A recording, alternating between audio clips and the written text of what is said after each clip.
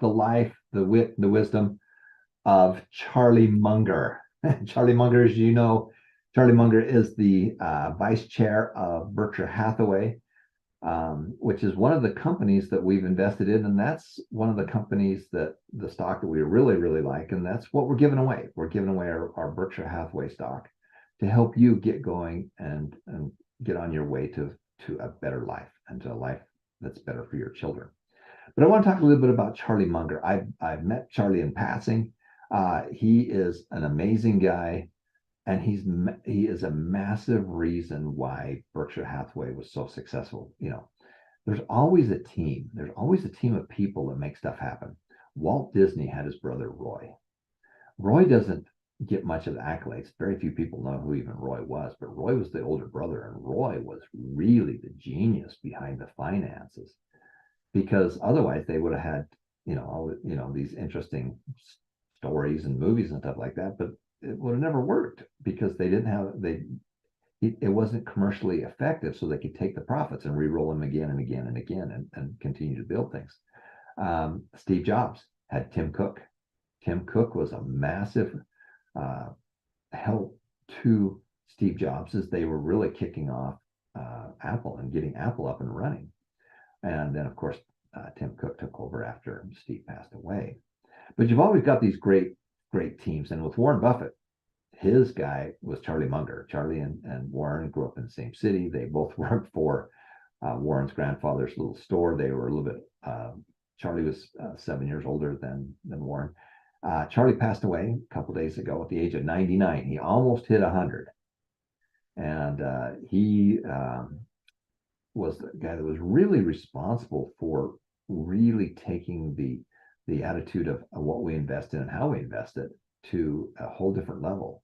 So instead of getting these cheap companies with what they would call a few cigar butts left in it, they were free and you could get something, you could get a little money out of them, but they weren't long term. It was really Charlie that was like, we want to buy wonderful companies. They have to be 1, 2, or 3. They have to be in the top 3 of the most successful companies in that market, is what we're really looking for.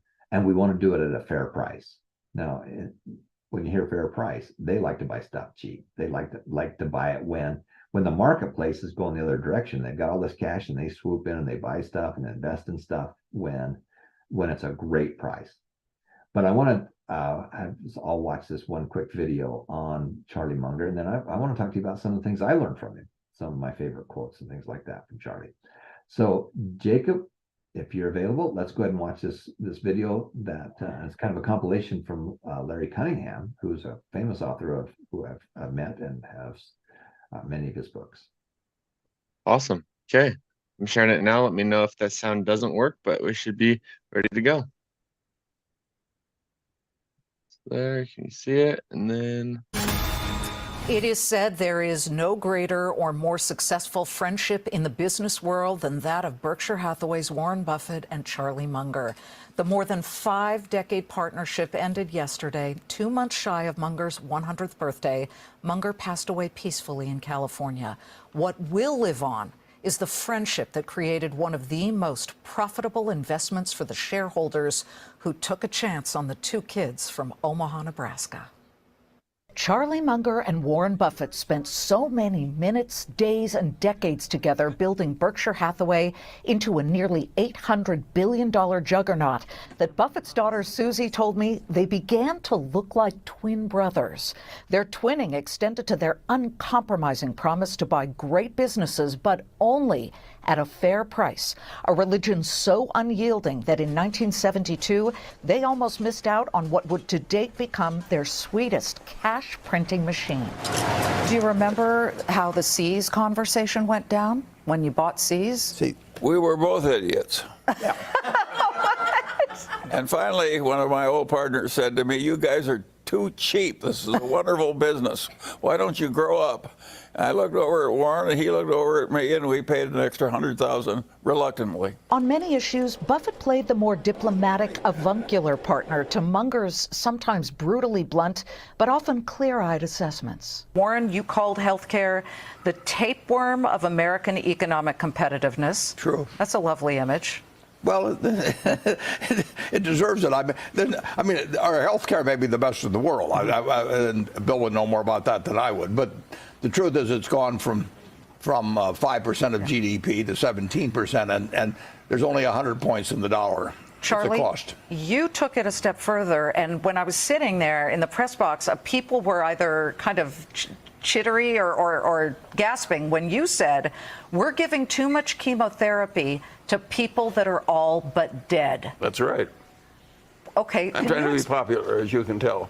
Yeah, playing to the crowd. Playing to the crowd. Why do you say that? Because it's true. It's asinine to pour a lot of chemotherapy into people that are all but dead. Makes them miserable. It costs a lot of money. It does no good for anybody. But Munger, a registered Republican, and his more liberal partner Buffett weren't in lockstep on everything. We were talking earlier before you joined us about taxes here in the United States. Should we, with this gigantic deficit we have, should we have extended the Bush tax cuts, Charlie? No. I would argue that we could stand a little higher taxes on people like me. One of the things that I noticed during this weekend meeting was that you and Warren disagreed on a couple of issues, but the one that struck me the most was your issue on corporate tax rates.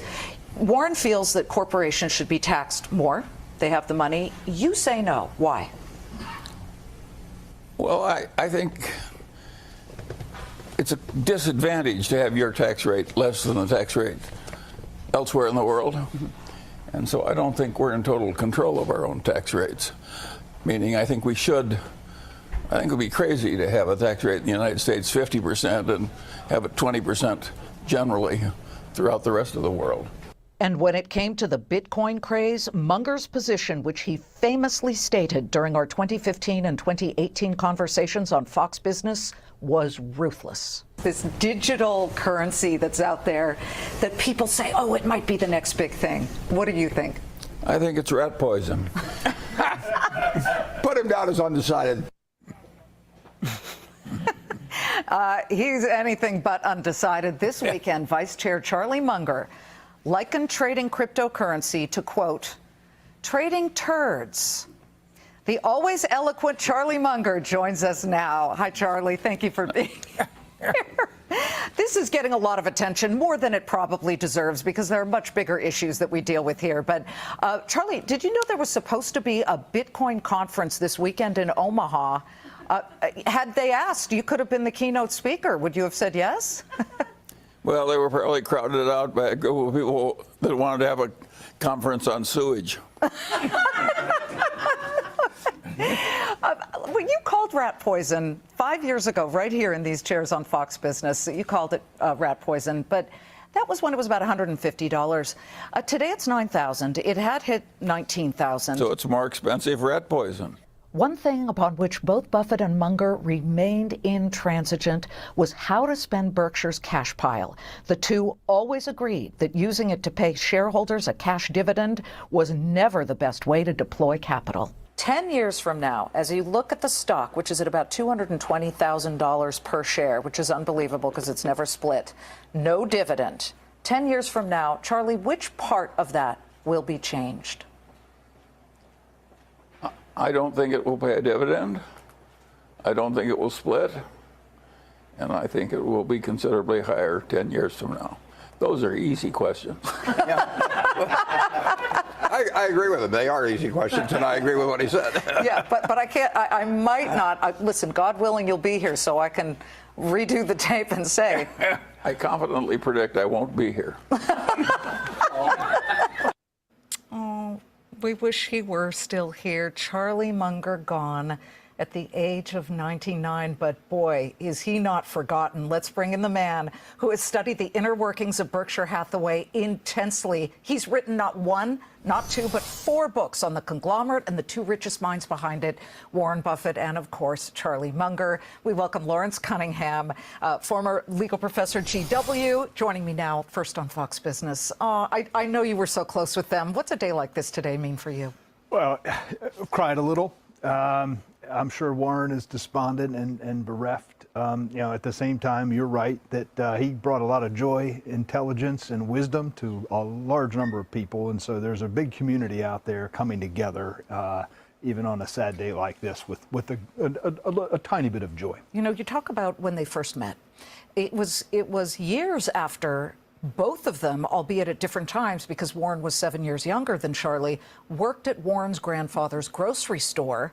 But Charlie has often said, in Poor Charlie's Almanac, by the way, the book that Warren gave this to me many years ago, and he said, you have to read this because it is so chock full of, Mungerisms that are just too brilliant to be true. But they are. And the minute they met at a dinner party, what happened? It was like a mind melding, wasn't it? And they, with a handshake, started working together. Yeah, they instantly knew that they could learn a lot from each other, that they had shared values, the same analytical ability, the same passion for learning and for reading. But I think they had a sense that they could help each other, complement each other, and that's really what they went ahead and did. They had a lot in common, but they had some strengths that the other one didn't have. Well, Charlie had gone into the U.S. Army. And after he served, he went to Harvard Law School, and he was a lawyer, but he realized, wait a minute, I don't think it's a very attractive way to make money by sending people invoices. And he jumped aboard with Warren, but together, the way they viewed business, talk about that. Well, it's interesting with Charlie. He founded what is now one of the most influential law firms in the world. So that's another feather in his Munger, cap. Munger, Tolles, and Olson. Their offices all over the world. They're involved in all important transactions, and it's terrific. But he started the firm. But then I think Warren talked him out of staying in the practice of law. And the way I remember Charlie explaining it is he thought, his clients are getting rich, but he's not. So he wanted to get on that side. And he was a great lawyer. He's got a great legal brain, and he actually helped Berkshire on legal matters for many years. Even after he stopped practicing, sure. He wrote contracts and negotiated things. So he was a huge value to the company in many ways. The way he viewed things, and I learned this over the years of interviewing him, and this is really important for a lot of you watching right now.